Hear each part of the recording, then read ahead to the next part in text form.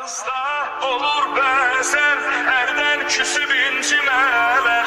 Sevgini al gəl yanıma, gözləyirəm, gözləyirəm.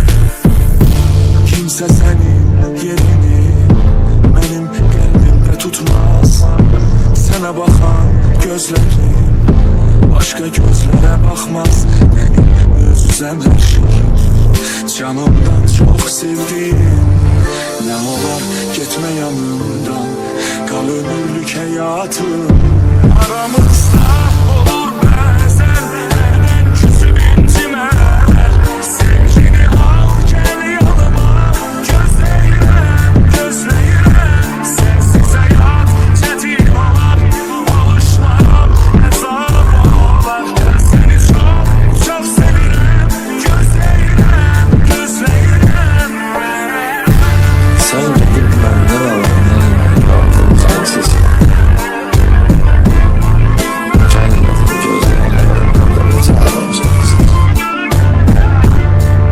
Gülməyi şan ışığı, bir həzin mizran atamı.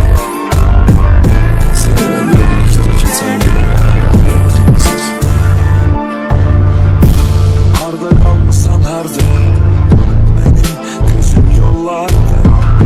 Qəlbim elə sıxılır, sanki ürək fəryadda. Mənim öz-üzəm yaşayır, canımdan çox sevdim. Nə olar getmə yanımdan, qal ömürlük həyatım.